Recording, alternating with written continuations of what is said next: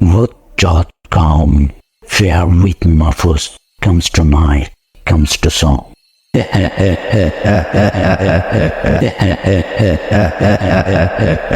সবার জীবনে জানা অজানা কিছু প্যারানর্মাল ঘটনা ঘটেই চলেছে।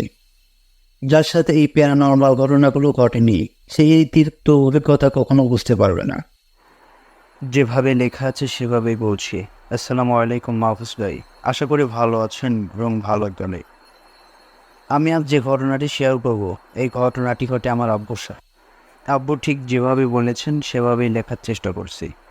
আমার আব্বুর নাম আমজাদ আলী। গ্রামের একজন সাধারণ এবং সম্মানিত মানুষ হিসেবেই তিনি পরিচিত। প্রথমেই বলে রাখি, আমাদের এলাকার বিচার ব্যবস্থার সব কিছুই আমার আব্বুর হাত ধরেই হতো। আমাদের এলাকার নাম না বলার জন্যই অনুরোধ করছি। ঘটনাটি যখন ঘটে তখন সময় ছিল 1998 সাল।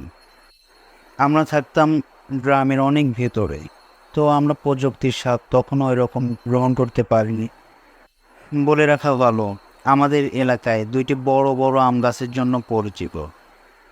আর ওই বাগানের পাশেই একটি গাছ রয়েছে যা শত বছরের পুরনো। সেই গাছ নিয়ে আমাদের এলাকায় কিছু খারাপ অভিজ্ঞতা থাকায় গাছের নিচে কেউ যায় না, সেটা দিনে হোক বা রাতে।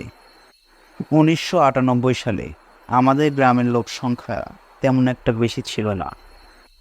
অনেক গাছপালা হওয়ার কারণে দিনের বেলাতেও কেমন যেন এলাকাটা থমথমে পরিবেশ ধারণ করত। পরিবেশটাও ছিল বেশ গম্ভীর। জীবনযাত্রা খুব ভালোভাবেই চলছিল। একদিন বিকেলে দুইটি বেদিনী পরিবার আসে, যারা এলাকায় অস্থায়ী থাকার জন্য আসে। আমাদের এলাকায় তারা থাকার জন্য আশ্রয় চায়। তারা বলে যে কিছুদিন এখানে থেকেই তারা চলে যাবে। তাই আমার আব্বু সহ এলাকার মুরব্বীরা সম্মতি হয়ে তাদেরকে থাকার অনুমতি দেয়।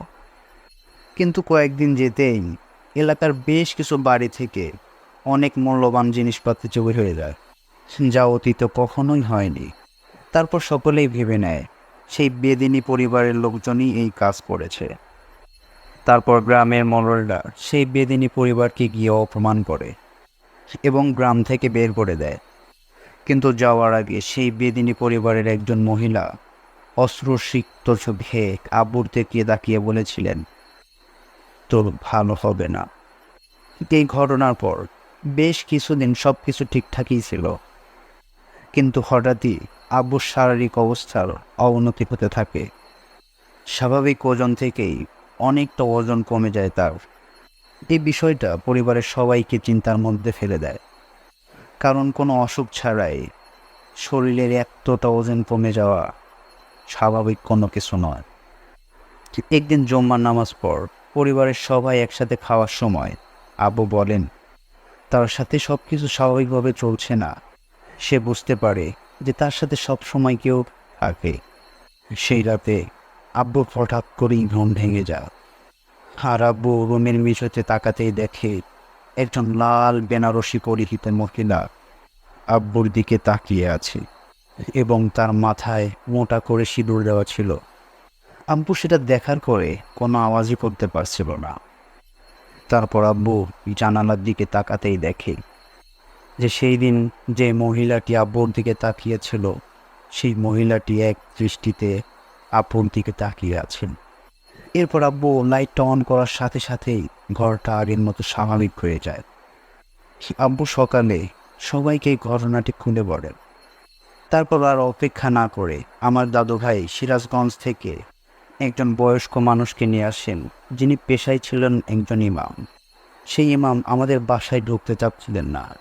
সবাই অবাক হয়ে জিজ্ঞাসা করেন যে বাসায় ঢুকলে সমস্যা কী। তিনি বললেন, বাসায় ঢুকলে আব্বুর সাথে যেটা হচ্ছে সেটা আরও বেশি হবে এবং এর জন্য আমাকেও জীবন দিতে হতে পারে। তিনি একভাবে আমাদের বাড়ির দিকে তাকিয়েছিলেন, তিনি যেন ভয় পাচ্ছিলেন। সেই ইমামের ইচ্ছায় আব্বুকে বাসার বাইরে একটি কলা পাতার উপরে বসানো হয় এবং ইমাম সাহেব তার দুই চোখের ভিতরে আঙ্গুল দিয়ে বলেন যে আমি যা বলবো তুমি তাই বলবা। কথা মতো সব কিছু বলার পর আব্বুর দুই হাতের চুন দিয়ে যেভাবে সাবান দিয়ে হাত ধোয়া হয় সেভাবেই ডলতে থাকে। কথা মতো সেটা করার পর আব্বুর হাত রক্তের মতো লাল হয়ে যায়। সেটা দেখা ছাড়া কারো কোনোই উপায় ছিল না। ইমাম সাহেব দাদাভাইকে বলেন যে আপনার ছেলেকে কেউ সিঁদুর দিয়ে বান মেরেছে এবং সেই সিঁদুরটি হলো কোনো এক বিধবা মহিলার, যাকে বিয়ের প্রথম রাতেই হত্যা করা হয়েছে। কি এমন কাজ করেছেন জানতে চাইলে ইমাম সাহেব বলেন, একটু অপেক্ষা করেন, দেখিয়ে দিচ্ছি। তারপর ইমাম সাহেব কাঁসার প্লেটে কি যেন পরে ফু দেয় এবং সাথে সাথেই আব্বুকে যেই মহিলাটি হুমকি দিয়েছিল তার মুখ ভেসে ওঠে। ইমাম সাহেব বললেন, এর চিকিৎসা আছে, কিন্তু আব্বুর আর পুরো পরিবারের অনেক সমস্যা হতে পারে যদি কাজটা ঠিকভাবে শেষ না পারে। আর কোনো উপায় না দেখিয়ে দাদাভাই বলেন যে আপনি আপনার চিকিৎসা করুন। ইমাম সাহেব দাদাভাইকে জিজ্ঞাসা করেন যে এলাকায় কোনো পুরনো কুয়া আছে কিনা। আমাদের এলাকায় একটা ওয়াক্তিয়া মসজিদের পাশে একটা পুরনো কুয়া। কুয়াটি ছিল অনেক বছর আগে। ইমাম সাহেব বলেন, ফজরের আজানের পরে 3টা কবুতরের বাচ্চা নিয়ে সেই কুয়াতে ফেলে দিয়ে আসতে এবং সেই কবুতরের বাচ্চাগুলো মাথা গলা থেকে আলাদা করতে হবে এবং ফেলে দিতে হবে কুয়ার মধ্যে। আব্বুকে বলেন, পেছন থেকে তোমার বাবা, মা, স্ত্রী, সন্তান কেউ যদি তোমাকে ডাকে তাহলে পেছনে কোনোভাবেই তাকাবে না। আমি শুধু আয়াতুল কুরসি পড়তে থাকলাম। কথা মতোই আব্বু ফজরের আজানের পর সেই কুয়ার পাশে যায় এবং ঠিকমতো 2টা কবুতরের বাচ্চা ফেলে দেয়। কিন্তু 3 নাম্বার বাচ্চাটার মাথা কাটতেই সেখানকার পরিস্থিতি বদলে যেতে থাকে। আব্বু খেয়াল করেন পেছন থেকে দাদা, দাদি, পরিবারের আত্মীয় স্বজন মিলে সবাই মিলে আব্বুকে ডাকছে আর বলছে, বাঁচবি না। আব্বু সেই মুহূর্তে অনেক ভয় পেয়ে যায় এবং ভুলে যায় যে তাকে আরও একটি কবুতরের মাথা কেটে কুয়াতে ফেলতে পারে। অতিরিক্ত ভয় আর আতঙ্কের মধ্যে পড়ে আব্বু পেছন ফিরে তাকায় এবং আব্বু দেখি সেই যুবতী মহিলা আপুর দিকে নিঃশব্দে তাকিয়ে আছে এবং চারিদিক থেকে কুকুরের আওয়াজ আসছে। কিছুক্ষণ পরে আব্বু দেখেন কেউ একজন আজান দিতে দিতে দৌড়ে আসছে এবং সে যখন অনেকটা কাছে চলে আসে তখন আব্বু স্পষ্ট আজান শুনতে পাচ্ছিলেন। তারপর পরিবেশ একদম শান্ত হয়ে যায়। এরপর আব্বু খেয়াল করে দেখেন সেই বিধবা মহিলার জন্য আর কোনো কুকুরের আওয়াজও আসছে না কোথাও থেকে। আজান দিতে দিতে দৌড়ে যে মানুষটি আসছিলেন তিনি আর কেউ নন, তিনি হচ্ছেন ইমাম সাহেব। ইমাম সাহেব যত দ্রুত সম্ভব আব্বুর হাত থেকে কবুতরটি নিয়ে কুয়ার মধ্যে ফেলে দেন এবং আব্বু খেয়াল করেন যে পানি মুহূর্তের মধ্যেই কেমন যেন একটা রং নিয়েছে। সেটা কবুতরের রক্তের রং ছিল না। ইমাম সাহেব বলেন, এটা সিঁদুর। এরপর আব্বু ইমাম সাহেবকে জিজ্ঞাসা করেন, আপনি বুঝলেন কি করে আমি এখানে বিপদে পড়েছি? তখন ইমাম সাহেব বলেন, তুমি যখন বাড়ি থেকে কুয়ার উদ্দেশ্যে বের হয়েছিলে তোমার পিছে পিছেই সেই বিধবা মহিলাটি বের হয়েছিল। আমি তখন আসনে বসেই তোমাকে দেখছিলাম। এর কিছু সময়ের মধ্যেই সকাল হতে শুরু করে। এরপর তারা মসজিদের ভিতরে যান, নামাজ পড়েন। নামাজ পড়ে একদম সকাল হওয়ার জন্য তারা দুজন মসজিদের ভিতরে অপেক্ষা করতে থাকে। যখন একদম পুরোপুরি ভোর হয়ে যায় তারপর ইমাম সাহেব আব্বুকে বলেন, আসো তোমাকে একটা জিনিস দেখাই। তারপর আব্বু আর ইমাম সাহেব সেই কুয়ার পাশে আসেন এবং ইমাম সাহেব কিছু একটা দোয়া পড়ে একটা ঢিলের মাঝে ফু দেয়। ঢিলটা কুয়ার মাঝে ফেলে দিতেই সেখান থেকে আওয়াজ আসে, বেঁচে গেলি। সেই ঘটনার পর থেকে আব্বু ধীরে ধীরে সুস্থ হতে থাকেন। এখন আল্লাহর রহমতে আমার পুরো পরিবার সুস্থ আছে। সকলে আমার পরিবারের জন্য দোয়া করবেন এবং নিজের প্রতি খেয়াল রাখবেন যে আপনার দ্বারা কেউ যেন বিন্দুমাত্র কষ্ট না পায়। কারণ কে কীভাবে আপনার সাথে সেই প্রতিশোধটা নেবে আপনি নিজেও জানেন না।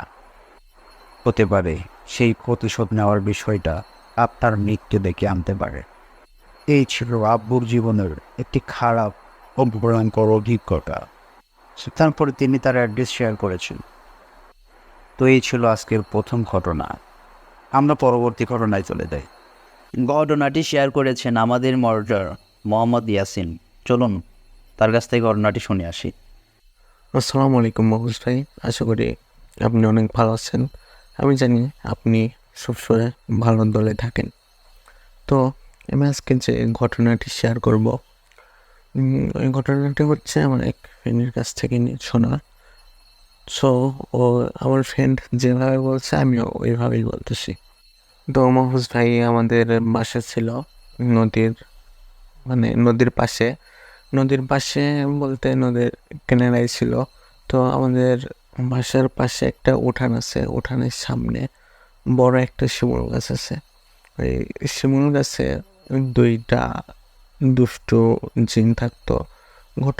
ঘটনাটি ঘটে কখন, আমি যখন আমার আম্মুর গর্ভে ছিলাম। আমার গর্ভে থাকা অবস্থায় আমার বয়স যখন 6 মাস, তখন ওই জিন দুইটা আমার উপরে নজর পড়ে যায়।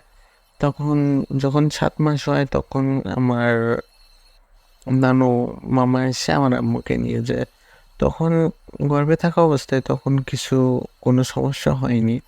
তবে আমি যখন জন্ম নেওয়ার পরে আমাদের বাসায় চলে আসে, তখন সমস্যাটা হয়েছিল মফিজ ভাই। আমি নাকি অনেক কান্না করতাম, সাধারণত বাচ্চারা যেরকম কান্না করে তার চেয়ে অনেক বেশি বলতে গেলে। আমি যখন কান্না করতাম একদম 3-4 ঘন্টা শুধু কান্নাই করতাম। অনেক ডাক্তার দেখাইছে, কোনো লাভ হয়নি। বলতে গেলে আমি যখন শুধু ঘুমাই থাকতাম তখন চুপ থাকতাম, আর যতক্ষণ জাগনা থাকতাম ততক্ষণই কান্না করতাম। তো মাহফুজ ভাই, বলে রাখি, আমার বড় খালামণি ছিল কবিরাজ। তো ওনার জিনদের দিয়ে আমার কি হয়েছে এটা খোঁজ করায়। তো ওই আমার খালামণির জিন খোঁজ খবর নেওয়ার পরে বলে কি, ওই যে শিমুল গাছে দুইটা জিন আছে, ওই জিন আমার উপরে ভর করছে। তো ওই জিন করে আমার খালামণি তার শক্তি দিয়ে জিনকে বোতলের ভিতরে বন্দি করে রাখে। তো তারপর থেকে আমার আর কিছু হয় না, আলহামদুলিল্লাহ। তো আমাদের ওই সময় ছিল লিচুর সময়। ওই সময়টাতে আমি যখন ক্লাস 5-এ থাকি, তখন আমার নানুরে বাসায় যাই। তখন আমার নানুর সাথে ঘটনাটি ঘটে। ভাই, বলে রাখি, আমার নানুর বয়স অনেক। তখন বয়স ছিল 101 বছর। তো লিচুর সময় রাত 12:30টার মতন হবে। তখন আমার নানু লিচু বাগানে যায়। ভাই, আপনি তো জানেনই, লিচু বাগানে অনেক পাখি আসে, তারপরে মানুষজন লিচু পেরে নিয়ে যায়, এরকম ইয়ে থাকে। ওই জন্য পাহারা দিতে গেছে। ও মোসেন, বলে রাখি, আমাদের বাসা থেকে আমাদের নানুরের বাসায় ওইখানেও এই লিচু বাগান, ওই নদী ছিল, নদীর পাশে লিচু বাগান ছিল, তার পাশে ওইখানেও আর একটা শিমুল গাছ ছিল। তো আমার নানু ভাই যখন রাত 12:30টার দিকে লিচু বাগানে ঢোকে, তখন দূর থেকে যখন ঢুকছে তখনই খেয়াল করেছে দুইটা বাচ্চা এসে লিচু গাছ থেকে লিচু পেড়ে খাচ্ছে। আমার নানু কিছু না ভেবেই বলে, একটু ধমক দিয়ে বলে, হ্যাঁ তোমরা কারা এখানে লিচু খাচ্ছ? হ্যাঁ। তখন মাহফুজ ভাই একটু কাছে গিয়ে আমার নানু ভাই যেটা দেখে, ওইটা দেখার জন্য সে মোটেও প্রস্তুত ছিল না। সে দেখে কি, বাচ্চা দুইটা হবে 10 বছর 11 বছর এরকম বয়স হবে, আর বাচ্চা দুইটা ছিল পুরা উলঙ্গ, তাদের শরীরে কোনো পোশাক ছিল না। তো আমার নানু ভাই যখন তাদের কাছে গেল, তখন দেখলো কি মাহফুজ ভাই, তাদের মাথাটা আপেলের মতো, কিন্তু শরীরটা মানুষের মতনই, আমাদের মতনই, কিন্তু ওদের পা মাটিতে ছিল না। এটা দেখার পরে আমার নানু অনেক জোরে চিৎকার মারে। তো দেখে কি বাচ্চা দুইটা সামনের দিকে ওই নদীতে নেমে গেছে। তখন আমার নানু ভাই যখন দৌড় দিবে তখন আর ওনার পা মানে উঠতেছিল না, সে ফ্রিজ হয়ে গেছে। তো তখন অজ্ঞান হয়ে যায়। কিছুক্ষণ পর মানে সকালবেলা যে আমার মামা লিচু বাগানে যায়, তারপরে আমার নানু সকালবেলা নিজেকে করে যখন অজ্ঞান অবস্থায় থাকে, তখন অজ্ঞান থেকে যখন ছোটে তখন দেখি কি তার চারপাশে অনেক মানুষজন ভিড় করে আছে। তো তারপরে আমার নানু ভাইয়ের অনেক জ্বর আসে। জ্বর আসার পরে অনেক মানে আমার খালামণিকে বলে, আমার খালামণি তো কবিরাজ ছিল, ওকে বলে। তো ওই যে আমাদের বাসার ওই শিমুল গাছে যে জিন দুইটা ছিল, ওইটা ছিল ওর বাচ্চা এবং আরও অনেকগুলা জিন মিলে তারা মনে করেন মাহফুজ ভাই অনেক শক্তিশালী হয়ে গেছে, অনেক শক্তিশালী হয়ে আমাদের উপরে প্রতিশোধ নিতে আসছে।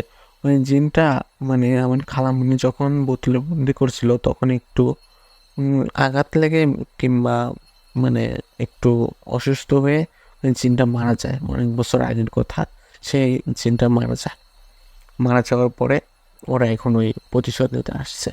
তো আমার খালামণি আমার মামাকে বলে যে আমি তো আমার দ্বারা এটা করা সম্ভব না, তোমরা বড় কবিরাজ নিয়ে আসো, বড় হুজুর নিয়ে আসো।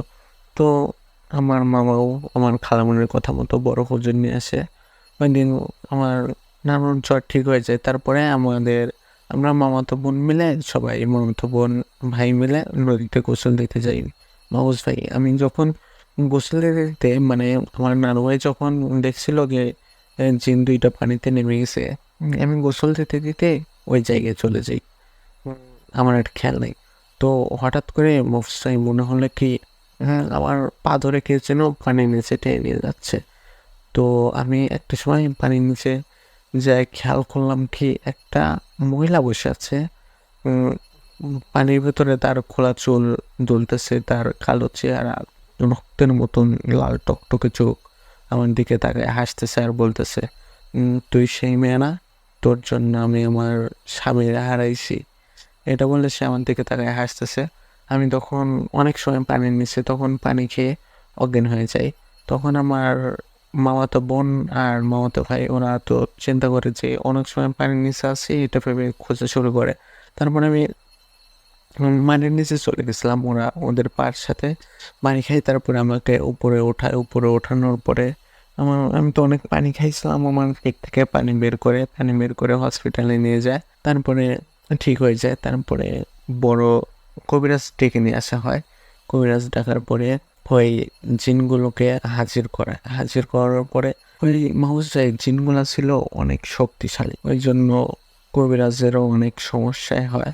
কিন্তু জিনগুলা একটা কথা বলে যায় কি, আমি মানে ওই জিনগুলা বলে কি তারা আমাকে ছেড়ে দিবে কিন্তু আমার নানু ভাইকে মেরে ফেলবে। তো এটা বলে বলার পরে কবিরাজ তারপরে অনেক চেষ্টা করে কিন্তু কিছুতেই কোনো কাজ হয় না। তো আমার অনেক জ্বর আসে, জ্বর কমতেছিল না। একটা সময় আমার মনে হলো কি আমার জ্বর ঠিক হয়ে গেছে।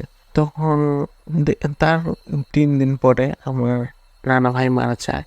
নানা ভাই মারা যাওয়ার পরে আমার মেজো মামার মানে কিছু খাইতে অনেক জ্বর আসে, কিছু খাইতে পারে না, যা খায় শুধু হয়, বমি হয়, রক্ত হয়, রক্তের মতন মানে বমিটাই রক্ত বের হয় শুধু। এরকম করে অনেক বড় বড় ডাক্তার কবিরাজ দেখানোর পরেও কোনো কিছু হয় না। তো কোনো কিছু না হওয়ার ফলে আমার মামাও এক সময় না খেতে পেরে একটা সময় মারা যায়। তারপরে মামা মারা যাওয়ার পরে আমাদের ফ্যামিলির সবাই অনেক ডিপ্রেশনে চলে যায়। তারপরে আমি আমাদের সবাই শুনতে পারি কি আমার আম্মু আবার মা হবে, আমার আম্মু মা হতে চলছে। তো অনেক সময় অনেক পড়েছিল। ভেঙে পড়ার পরে একটা খুশির সংবাদ, তখন সবার একটু ভালোই লাগে। তো তখন ছিল মাহফুজ ভাই আমার আম্মুর গর্ভে যে সন্তান ছিল তখন 7 মাস ছিল তার বয়স। 7 মাস থাকার ফলে আমার আম্মুর একদিন অনেক পেটে ব্যথা করে, তো পানি ভাঙতেছিল। এই জন্য যা করে ডাক্তারের কাছে নিয়ে যায়। ডাক্তার বলে তোমরা রাজশাহী মেডিকেল হসপিটালে নিয়ে যাও। তারপরে রাজশাহী একটা মেডিকেল হসপিটাল নিয়ে যায়। কেমিং নাম্বারটা বললাম না মাহফুজ ভাই। নিয়ে যাওয়ার পরে উম, 7 মাস 7 মাস হয়েছিল তখন আমার একটা ভাই হয় মাহফুজ ভাই। 7 মাসের বাচ্চা যে মানে 7 মাসে তো কোনো কিছু হওয়ার না, স্বাভাবিক হওয়ার মতো না, কিন্তু আমার ভাইটা হয়েছিল অনেক সুন্দর, মানে মনে হচ্ছিল কি ওর 7 মাস না 9 মাস কি 10 মাস এরকম বয়স ছিল। তো যাই হোক, উম, বাচ্চাটা হওয়ার পরে আমার ভাই হয় অনেক সুন্দর। তারপরে আমার আম্মু যখন কেবিনে শুয়ে থাকতো তখন স্বপ্ন দেখতো যে 2টা বাচ্চা আমাদের মানে আম্মুর কেবিনের নিচে দিয়ে হাঁটতেছে, কিছু মানে উলঙ্গ। ওই যে আমার নানু যে 2টা বাচ্চারা দেখছিল, ওই 2টা বাচ্চা একদম উলঙ্গ ছিল, ওই বাচ্চাগুলা। যখন আমার আম্মু আমার ওই ভাইয়ের মাথায় হাত রাখে তখন ওই বাচ্চা 2টা ভ্যানিশ হয়ে যায়। তো আমার আম্মু এটা দেখে একটু ভয় পায়। তো আমার আব্বুর কাছে যখন বলে, আমার আব্বু বলে কি, না তুমি এমনি স্বপ্ন দেখছো, মনের ভুল, ওইটা বেশি গুরুত্ব দেয় না। তো আমার খালাতো বোন আমার আম্মুর সাথে থাকার জন্য ছিল, আম্মুর টেক কেয়ার করার জন্য ছিল ওই সময়। তো ওই দিন রাতে আমার খালাতো বোনও ওই সেম জিনিসটা দেখতে পায়। তো আমার খালাতো বোন ভাবে আমার আম্মুরে বললে আমার আম্মু ভয় পাবে, ওই জন্য বললে মাউসে। এইটাই ছিল সবচেয়ে বড় ভুল, যে কাউরে কিছু বলছিল না। তো তারপরের দিন আমার আম্মু যখন সুস্থ হয়ে যায়, আমার আব্বু অনেক খুশি হয়, দুইজনে সুস্থ, আমার আম্মু এবং আমার যে ছোট্ট একটা ভাই হয়েছে, দুইজনই খুশি, মানে সুস্থ, তো সবাই খুশি। তো হয়েছিল কি, মানে 4 দিন হয়ে গেছিল, 5 দিন হলেই মানে হসপিটাল থেকে নাম কেটে দিবে, মানে কালকে আমরা বাসায় যাব। ওই সময় আমার আম্মু স্বপ্ন দেখে কি, ওই যে যে 2টা বাচ্চা ওই হাঁটতে দেখছিল মেঝেতে, ওই 2জনে এসে বলে কি, তোর মেয়ের জন্য আমরা আমার আব্বুকে মানে বাবাকে হারাইছি, এখন আমরা বলছিলাম তোদের ফ্যামিলিতে 3জনকে মারবো, তারপরে আমরা চলে যাব। তো তোর আমার আম্মুরে বলতেছে, তোর বাবারে মারছি, তোর মেজো ভাইরেও মারছি, এখন তোর ছোট নব সন্তান শিশু ওকে মেরে বিদায় নিলাম, আর কোনোদিনও তোদের ডিস্টার্ব করবো না। তো এটা বলে স্বপ্নে এটা দেখে তো আমার আম্মু অনেক জোরে চিৎকার দিয়ে ঘুম ভেঙে যায়। ঘুম ভাঙার পরে আমার ভাইয়ের নাকের কাছে যখন হাত নেয় তখন দেখে নিঃশ্বাস চলতেছিল না। তখন আমার আব্বু ডাক্তারে ডেকে আনে। ডাক্তার অনেকক্ষণ চেক আপ করার পরে বলে কি, বাচ্চা তো দুনিয়াতে নেই, বাচ্চা মারা গেছে। তো মাহফুজ ভাই, আমাদের ফ্যামিলির 3জন সদস্য মারা যায়, তারপর থেকে এখন আর কোনো সমস্যা হয় না। তো এটাই ছিল আজকের ঘটনা। ধন্যবাদ ইয়াসিন ভাইকে আমাদের সাথে ঘটনাটি শেয়ার করার জন্য। এবার আমরা পরবর্তী ঘটনায় চলে যাব। ঘটনাটি শেয়ার করেছেন আমাদের মডারেটর মোহাম্মদ নয়ন। চলুন তার মুখ থেকে ঘটনাটি শুনে আসি। ধন্যবাদ মাহফুজ ভাই আমাকে ঘটনাটি বলার সুযোগ করে দেওয়ার জন্য। এই ঘটনাটি যার কাছ থেকে কালেক্ট করেছি সে একজন 10ম শ্রেণীর ছাত্র। তার নাম মোহাম্মদ আমিনুল ইসলাম। তার লোকেশন শেয়ার করতে সে অনিচ্ছুক। এই ঘটনাটি ঘটেছিল নানির সঙ্গে। সে যেভাবে আমাকে বলেছেন আমি সেভাবে আপনাদের সামনে উপস্থাপন করছি। আমার নানার সবেমাত্র বিয়ে হয়েছে। তো বিয়ে হওয়ার কিছুদিন পরে আমার নানার শ্বশুরবাড়ি থেকে আমার নানা এবং আমার নানিকে দাওয়াত করা হয়। আমার নানার শ্বশুরবাড়ি থেকে খবর পাঠানো হয় যে তোমরা ওই দিন এসো আমাদের বাড়িতে, মানে একটা নির্দিষ্ট দিন দিয়ে দেয়। তো সেই দিন আসলে আমার নানা কাজের ব্যস্ততায় খুবই ব্যস্ত হয়ে পড়ে, মানে কাজের চাপে খুবই ব্যস্ত হয়ে পড়ে। তো সেই কাজে ব্যস্ত থাকার কারণে আমার নানিকে আমার নানির মার বাড়ি পাঠিয়ে দেয়। বলে কি যে তুমি গিয়ে ঘুরে আসো, আমি অন্য দিন যাব। তো আমার নানি বলে যে তোমাকে রেখে যাব, বিষয়টা কেমন দেখায় না? তো আমার নানা বলে যে সমস্যা নেই, তুমি গিয়ে ঘুরে আসো, বললো যে কাজের ব্যস্ততার জন্য আসতে পারেনি। মানে আমার নানা তখন মাঠে চাষবাস করতো, মাঠে চাষবাসের অনেক কাজ, মানে কাজে অনেক ব্যস্ত হয়ে পড়ছিল, এই জন্য আর কি যেতে পারছিল না। কিন্তু আমার নানিকে পাঠিয়ে দেয়। তো আমার নানি তার মার বাড়ি যায়। যাওয়ার পরে তো ওইখানে বেশ কিছুদিন থাকে। থাকার পরে যেই দিন আমার নানার বাড়ি চলে আসবে, মানে আমার নানি তাদের বাড়িতে চলে আসবে, তো সেই দিন আমার নানি তার আব্বুকে বলে যে আব্বু আমার পুঁটি মাছ ভাজা খেতে ইচ্ছে করছে খুব। বলে রাখা ভালো, আমার নানির প্রিয় খাবার ছিল পুঁটি মাছ ভাজা। সে যতই ভালো মন্দ খাক না কেন, সে পুঁটি মাছ খেতে খুব পছন্দ করত। তো আমার নানির বাবা, তাদের বাসার পাশে একটা বিল আছে, ওই বিলে যায় পুঁটি মাছ মারতে। তো পুঁটি মাছ মেরে আনার পরে ওইটা রান্না করে আমার নানিকে খেতে দেয়, মানে ভেজে আমার নানিকে খেতে দেয়। খাওয়ার পরে তো খাওয়া দাওয়া শেষ করে আমার নানি দুপুরের দিকে মানে দুপুরের দিকে বাসায় আসতে থাকে। আমার নানির মার বাড়ি থেকে বেরিয়ে আসতে একটা গোডাউন পড়ে। তো গোডাউনের পরে একটা কালী মন্দির ছিল, ওইটা পার দিয়ে আসতে হয় আর কি। তো আমার নানা বলে যে তুই একাই যেতে পারবি নাকি আমি তোকে এগিয়ে দিয়ে আসবো। পরে আমার নানি বলে যে না ঠিক আছে, আমি একাই যেতে পারবো, কোনো সমস্যা নাই। আমার নানির বাবা বলে যে না, আমি তোকে এগিয়ে দিয়ে আসি, চল। তো অনেক জোরাজোরি করার পর আমার নানি বলে যে না, আমি একাই চলে যেতে পারবো, তোমরা টেনশন করো না। তো একটা পর্যায়ে আমার নানি সেখান থেকে বের হয়ে আসে। তো বের হয়ে আসার পর থেকে গোডাউন পার দিয়ে যে কালী মন্দিরটা পড়ে, ওই কালী মন্দির সামনে যখন আসে, সে লক্ষ্য করে যে মন্দিরের পাশে কে একজন বসে আছে। লোকটি ছিল কালো চাদরে মোড়ানো। তো সে এটা দেখে সে সেটাকে পাত্তা না দিয়ে মানে ইগনোর করে পাশ কাটিয়ে চলে আসে। তো কিছুক্ষণ আসার পর সে পিছনে একবার তাকায়, কি ভেবে যেন তাকায়। তাকানোর পরে দেখে যে ওই কালো যে চাদর দিয়ে মোড়ানো লোকটা, ওইটা তার পিছন পিছন আসতেছে। তো ভাবতেছে যে হয়তো কোথাও যাচ্ছে। তো কিছুটা যাওয়ার পর সে অন্য রাস্তা যখন অতিক্রম করলো, তখন তাও দেখে যে পিছনে ওই লোকটি হেঁটে আসতেছে। তো আসার পর সে অনেকটা পথেই হেঁটে আসতেছিল। তো একটা পর্যায়ে সে আমার নানাদের বাসার মানে বাসার কাছে একটা স্কুল আছে, নির্জন জায়গায় স্কুলটা, মানে স্কুল ছাড়া আশেপাশে কোনো আর বাড়ি নেই। তো স্কুলের পাশ দিয়ে রাস্তাটা ছিল। তো স্কুলের সামনে যখন আসলো, ফাঁকা ফিল্ডের সামনে যখন আসলো, আসার পর ওই কালো ছায়াটা আমার নানির শরীরের মধ্যে প্রবেশ করার পর তখন আরও কিছুটা আসে। ও এইটা আসার পর তখন আবার আমার নানার সঙ্গে দেখা হয়ে যায়। বলে কি ব্যাপার, তুমি চলে আসলে না জানি। পরে আমার নানাকে সে কিছু না বলে না না মানে কিছু না বলে সে আবার বাড়িতে না গিয়ে সে আবার ব্যাক করতেছে, মানে পিছন দিকে ব্যাক করতেছে। তখন আমার নানা হাত ধরে তখন বলে যে কোথায় যাচ্ছ তুমি, মাত্র তো বাসায় আসলে, আবার কোথায় যাচ্ছ? তো আমার নানি তখন বলে যে আমি আমার জায়গায় যাচ্ছি, তোর কি? তো এটা শোনার পর আমার নানা অবাক হয়ে যায়, কী ব্যাপার, ভালো মানুষ গেল, ও তো আমার সাথে এইরকমভাবে কথা বলে না, ও সমস্যাটা কি?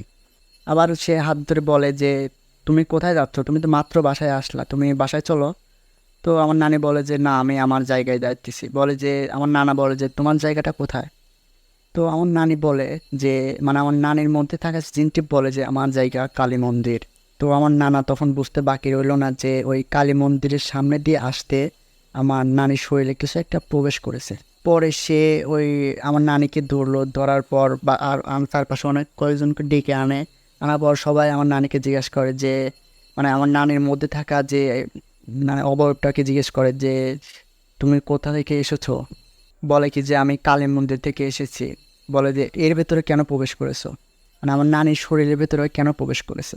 তখন আমার নানির শরীরে থাকা জিনটি বলে যে আমি করেছি এই জন্য যে ও পুঁটি মাছ ভাজা খেয়ে এই কালী মন্দিরের সামনে দিয়ে আসছিল। আমি তখন বাসনা পেয়ে মানে সুগন্ধি পেয়ে তখন আমি ওর পিছনে অনেক মানুষের সমাগম দেখে আমি আর তখন ওর শরীর ঢুকতে পারিনি। তাই এই ফাঁকা নির্জন জায়গায় এসে আমি শরীরে প্রবেশ করেছি, আমি ওকে নিয়ে যাব, তোরা কেউ আমাকে আটকাবি না, আমি ওকে নিয়ে যাব। তখন আমার নানা কোনোভাবে সে আমার নানিকে আটকানোর পর সে একটা কবিরাজ ডাকে। কবিরাজটি যখন আসার পর যখন কবিরাজটি আমার নানির ভিতরে থাকা জিনটিকে জিজ্ঞেস করে যে তুই কেন ঢুকেছিস এই ব্যক্তির শরীরে, তুই কী চাস? বলে কি যে আমি এই মহিলাকে চাই, আমি একে সাথে করে নিয়ে যাব।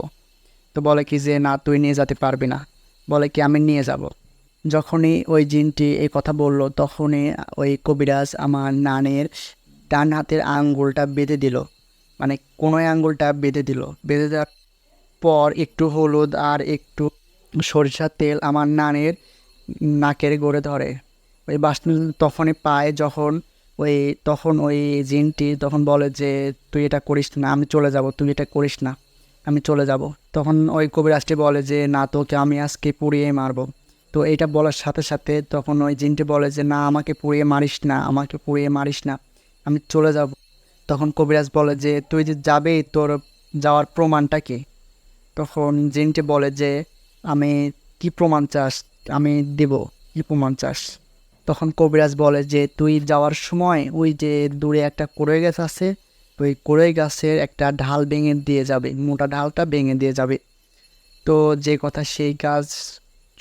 আমার নানির শরীর যখনই ছেড়ে দিল, আমার নানি তখন অজ্ঞান হয়ে পড়ে গেছে। ততক্ষণে পড়ে যাওয়ার পর মানে তখন ওই জিনটি ওই দূরে যে কুড়ে গাছটা ছিল ওর উপরে গিয়ে মানে বড় করার পর কুড়ে গাছের যে ডালগুলা ছিল, মোটা ডালগুলা ছিল, ওইগুলো দুমড়ে মুচড়ে ভেঙে দেয় সবগুলো। ভেঙে দেওয়ার পর সে কোথায় যেন চলে যায়। তখন আমার নানিকে সুস্থ করা হয়। সুস্থ করার পর আমার নানির কাছ থেকে জিজ্ঞাসা করা হয় যে তুমি ওইখান দিয়ে আসতে কি কি দেখেছিলে? পরে আমার নানির সবগুলো ঘটনা খুলে বলার পর বলার পর তখন ওই কবিরাজ আমার নানিকে কিছু ঝাড়ফুঁক করে দেয়। ঝাড়ফুঁক করে দেওয়ার পর আবিষ দিয়ে দেয়, গাটা বন্ধ করে দেয়, যেন ওই মানে ওই জিনটি, খারাপ জিনটি যেন আমার নানির শরীরে আর ভর করতে না পারে। তো এই ছিল আজকের ঘটনা, আশা করি ভালো লাগবে। ধন্যবাদ নয়ন ভাইকে আমাদের সাথে ঘটনাটি শেয়ার করার জন্য। এবার আমরা পরবর্তী ঘটনায় চলে যাব। ঘটনাটি শেয়ার করেছেন আমাদের মডারেটর মোহাম্মদ সোহাইব। চলুন তার কাছ থেকে ঘটনাটি শুনে আসি। আসসালামু আলাইকুম মাহফুজ ভাই, আশা করি ভালো আছেন। আমি জানি যে আপনি সবসময় ভালো থাকেন এবং অন্যকে ভালো রাখার চেষ্টা করেন। তো আজকের ঘটনাটি শেয়ার করব, সেই ঘটনাটি শোনা আমার এক দাদুর কাছ থেকে। তো দাদুর দোকানে আমরা কয়েক বন্ধু চা খেতে যেতাম প্রত্যেক দিন আর কি। মানে যে সবাই বন্ধুরা একসাথে হলে যেরকম দোকানে আড্ডা দেওয়া হয়, সেরকম দাদুর দোকানে আড্ডা দিতে যেতাম। তো আমরা সবাই চা খাচ্ছিলাম, তখন দাদুকে বললাম যে দাদু, তোমার সাথে কি কোনো ভয়ানক কিছু ঘটনা ঘটেছে? তখন দাদু বলল যে আমার সাথে তো ঘটে নাই, তবে আমার বন্ধুদের সাথে ঘটেছে। তো তখন আমরা দাদুকে বললাম যে তাহলে ঘটনাটা একটু আমাদের শোনাও, দেখি কী রকম ঘটনা, তাদের সাথে কি ঘটেছিল। তখন দাদু বলল যে আমার বন্ধু আর তার এক ভাই দুজন দুজন কক্সবাজার বেড়াইতে যায়। অবসর টাইম থাকার কারণে তারা দুই ভাই কক্সবাজার বেড়াতে যায়। তো মাহফুজ ভাই আগে থেকে বলে রাখি যে ঘটনাটি ঘটেছিল কক্সবাজারের থেকেই। তো দুই বন্ধু বেড়াইতে যাওয়ার পর আপনারা তো জানেন যে কক্সবাজার গেলে পরে অনেক লোক ওইখানে থাকা খাওয়া অসুবিধা হয়, সে কারণে তারা একটা ভালো হোটেল খুঁজে। তো হোটেল খুঁজে পাওয়ার পর হোটেলে একটা রুম নেয় তারা। সেই রুমটা অনেক খোঁজাখুঁজি করার পর পায়। তো দুই ভাই রুমে ওঠার পর হাত মুখ দিয়ে ফ্রেশ হয়ে নেয়। তো রুমে যখন উঠেছে সেই সময়টা ছিল দুপুর। আপনারা জানেন যে বড় বড় যে সব জায়গাগুলোতে বেড়াতে যায়, সেসব জায়গার রুমগুলো আর কি নিয়ম করা থাকে যে দুপুর 12টা থেকে পরের দিন দুপুর 12টা পর্যন্ত। তো তারা দুপুরবেলায় রুমে উঠে ফ্রেশ হয়ে খাওয়া দাওয়া করে যায় একটু বেড়াইতে, বিচে যায়, যে কক্সবাজার ঘুরতে আসছি, তো ঘুরতে তো হবেই। তো বাবুল ভাই তারা অনেকক্ষণ ঘুরতে থাকে। ঘোরার পর তারা দুজন রুমে আসে সন্ধ্যার দিকে। তো সন্ধ্যার দিকে আসার পর আবার ফ্রেশ হয়ে একটু বিশ্রাম নিয়ে আবার রাতের খাওয়া দাওয়া শেষ করার পর তারা আবার রাতে কক্সবাজার সমুদ্র সৈকত দেখার জন্য আবার বের হয়। তো বের হওয়ার পরে তারা অনেকক্ষণ বেড়ায় এবং দুই ভাই আড্ডা দেয়। মানে বোঝেনি তো যে কক্সবাজার বেড়াইতে গেলে কীরকম ফিল হয়। তো তাদের বেড়ানো শেষ করে এই বাসায় আসে রাত 12টার দিকে। তো 12টার দিকে বাসায় আসার পর তারা দুই ভাই ঘুমায়, ফ্রেশ হয়ে ঘুমায় পড়ে। তো ঘুমানোর পর তো তারা দুইজন রুম বন্ধ করে ঘুমাইতে যাওয়ার কিছুক্ষণ পরেই দরজায় টোকা দেয় কে যেন এসে। তো তারা মাত্রই শুয়েছে, এখনও তারা ভালোভাবে ঘুম আসেনি। তখন তাদের ভিতর থেকে একজন বলল যে কে কে বাইরে থেকে কে দরজায় টোকা দিচ্ছেন। তো কোনো রেসপন্স না পেয়ে তারা এদের ভিতর থেকে একজন উঠে যায় দরজা খুলে দেখে কেউ নেই। তখন তারা ভাবলো যে হয়তো তাদের সাথে কেউ মজা করছে, তো তখন আবার দরজা লাগিয়ে আবার শুইতে যায়। তো শোয়ার আবার কিছুক্ষণ পরই আবার দরজাতে ঢুকে দিল। তো তখন আবার যায় যায় দেখে যে তখন আর কেউ নেই। তো এভাবে কিছুক্ষণ তাদের সাথে এরকম ঘটতে থাকে। তো তারপরে তারা সেটাকে আর ভালোভাবে কেয়ার না করে, অত গুরুত্ব না দিয়ে তারা ঘুমিয়ে পড়ে। তো মাহফুজ ভাই বলে রাখি যে তারা কক্সবাজারে গেছিল 3 দিনের জন্য। তো পরের দিন সকালে তারা ঘুম থেকে ওঠার পর ফ্রেশ হয়, যেভাবে মনে করেন যে সাধারণ মানুষজন যেভাবে ফ্রেশ ট্রেশ হয় সেরকম ফ্রেশ হয়ে তারা হোস্টেলে যায়। হোস্টেলে যেয়ে খাওয়া দাওয়া শেষ করে তারা আবার বেড়াইতে যায়। তো সেদিনটা তারা ভালোভাবে এনজয় করে দুই ভাই। তো মাহফুজ ভাই, ঘটনাটি ঘটে এই দিন রাতে। তো তারা তো সারাদিন অনেক ঘোরাঘুরি করছে, রাত্রে আর তাদের টায়ার্ড মানে তারা ক্লান্ত হয়ে গেছে, আর তারা রাত্রে বেড়াতে যায়নি। তো সেদিন সকালে ঘুমিয়ে পড়ছে খাওয়া দাওয়া করে। তো ঘুমানোর পর রাত প্রায় 12টা কি 12:30টার দিকে তাদের দরজায় আবার নক করে। তো গতকালকের মতো যেভাবে তাদেরকে নক করছিল সেভাবেই নক করে। তো তখন ভিতর থেকে বললো যে কে কালকেও আমাদের সাথে এরকম জ্বালিয়েছেন কেন, আমাদের সাথে এরকম করতেছেন কেন?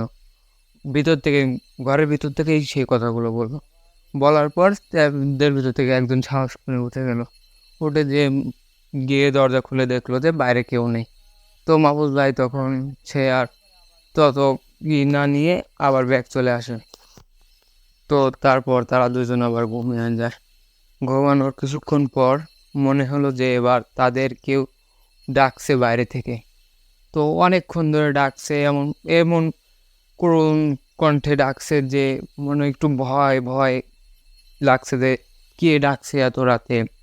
বাইরে দরজা খুলে দেখি কেউ নেই, আবার আসছে, এখন ডাকছে। তো তখন একটু সাহস করে দুইজনই উঠে গেল। মাহফুজ ভাই দুইজনে উঠে যাওয়ার পরে দরজাটা খুলে দেখি আবার বাইরে কেউ নেই। তো তারা তো একটু ভয় পেয়ে তারা জড়সড় হয়ে দুইজন দুই বেডে ছিল, তখন দুইজন এক বেডে শোলো। তো তারপরে তারা আবার ঘুমিয়ে গেল, ভয়ে ঘুমানোর কিছুক্ষণ পর মনে হচ্ছিল যে তাদের রুমে কেউ এসে মানে যে লড়াচড়া করছে। আর টেবিলে যেসব জিনিস থাকে না, যেরকম আপনার পানির জগ মগ থাকে, ওটা কেউ যেন মেঝেতে ছুঁড়ে মারছে, আরও বিভিন্ন আসবাবপত্র মেঝেতে ছুঁড়ে মারছে। তখন তারা ভয়ে উঠে রুমে লাইট জ্বালিয়ে দেখেনি কেউ নেই। তো তারা তো অনেক ভয় পাওয়ার পরে সেদিন রাতে আর তাদের কিছু হয় নাই। তারা একটু দোয়া কালবা পড়ছে, আল্লাহ পড়ছে। সেই রাতটা তারা ভালোভাবে ঘুমায় নেই। তো পরের দিন তারা ভাবলো যে আর একটা নাইট রাতই তো আছে, তো এই রাতটাও এভাবে পার করে দেব। তো তখন তারা সারাদিন ঘোরাঘুরি করলো আগের দিনের মতনই। রাতের যে ঘটনাটা ঘটেছে তাদের সাথে, সে বিষয়টা অতটা কেয়ার না করে তারা স্বাভাবিকভাবেই চলতে থাকে। তো সেদিনের মতনই ঘোরাঘুরি করে সন্ধ্যার সময় ভাবলো যে আমাদের সাথে তো কালকে রাতে এরকম ঘটনা ঘটেছে, তো আজকে একটু সকালে যায় রুমে যায় ঘুমাবো। তো তারা দুজন সন্ধ্যার পরই খাওয়া দাওয়া শেষ করে রুমে ঘুমাতে যায়। তো মাহফুজ ভাই ঘুমানোর পর গতকালকের মতো আজকেও আবার সেরকম জ্বালাতে শুরু করে। আজকে বাইরে আর কিছু করে নাই, একদম রুমের ভিতরে আসে। রুমের ভিতরে আসি আপনার লাইট বন্ধ করা ছিল, লাইট দুয়ারে মনে করেন যে জ্বলে আর নিবে। তো তারা তো অনেক ভয় পায়, আবার রুমের আসবাবপত্র সব মেঝেতে ছুঁড়ে ফেলছে। তো তারা এবার রুমের ভিতরে লাইটটা জ্বালিয়ে দেখে যে তাদের ফ্যান আছে না, ফ্যানের সাথে এক মেয়ে ফাঁসি লাগিয়ে ঝুলে আছে। তো তারা দুজন তো দেখে মনে করেন যে রুমের ভিতরে জোরে একটা চিৎকার দিয়ে অজ্ঞান হয়ে যায়। তো অজ্ঞান হওয়ার পরে তাদের পাশের রুম থেকে লোকজন সবাই বের হয়ে আসে, যে দেখে যে এত জোর চিৎকার দিল এই রুম থেকে। তারা যায় সেই দরজাটা নক করে, কেউ আর রেসপন্স দেয় না।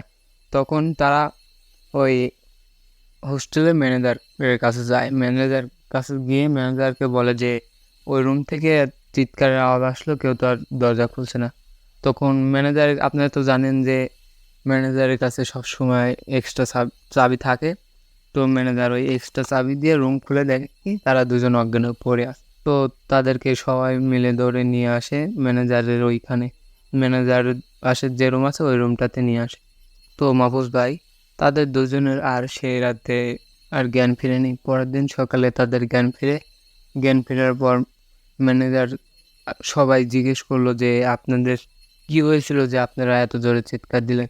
তখন তারা বললো যে আমাদেরকে এরকমভাবে 2 রাতে অনেক ডিস্টার্ব করছে। তো আজকে রাতে যে ঘটনাটি ঘটেছে, যে এরকম ডিস্টার্ব করার ফলে আমরা রুমের লাইট দিলাম। জ্বালানোর পর দেখি যে আমাদের রুমের যে ফ্যানটা আছে ওই ফ্যানটার সাথে একটা মহিলা গলায় ফাঁসি নিয়ে জ্বলে আছে। তো এটা দেখে আমরা ভয়ে চিৎকার দিই। তো মাহফুজ ভাই, তখন তারা দুজন তাদের পাশের রুমে যারা ছিল তাদের থেকে শুনতে পায় যে আসলে ওই রুমটাতে একটা দম্পতি কক্সবাজারে বেড়াইতে আসার পর তাদের মধ্যে অনেক ঝামেলা সৃষ্টি হয়। তো মাহফুজ ভাই, এক পর্যায়ে তার স্বামী তার স্ত্রীকে মেরে ওই ফ্যানের সাথে ঝুলিয়ে রেখে তার স্বামী সেখান থেকে পালিয়ে যায়। তো মাহফুজ ভাই, পরের দিন সকালে ওই রুম থেকে ওই মেয়ের লাশটা ওই ফাঁসি দেওয়া অবস্থায় পাওয়া যায়। তো তারপর থেকেই এই রুমে যারাই আসছে তারাই এরকম, তাদেরকে এরকম ভয় দেখাইছে। তো মাহফুজ ভাই, আজকে আমার ঘটনাটি এই পর্যন্তই শেষ। পরবর্তী কোনো ঘটনা নিয়ে আবার হাজির হব। ততক্ষণ ভালো থাকবেন, সুস্থ থাকবেন। ধন্যবাদ। ধন্যবাদ সোহেব ভাইকে আমাদের সাথে ঘটনাটি শেয়ার করার জন্য। ধন্যবাদ সবাইকে আমাদের পুরো ঘটনাটি শোনার জন্য। এবং পরবর্তী ঘটনাগুলো শুনতে চাইলে আমাদের পাশে থেকে চ্যানেলটিকে সাবস্ক্রাইব করে রাখবেন। ধন্যবাদ সবাইকে।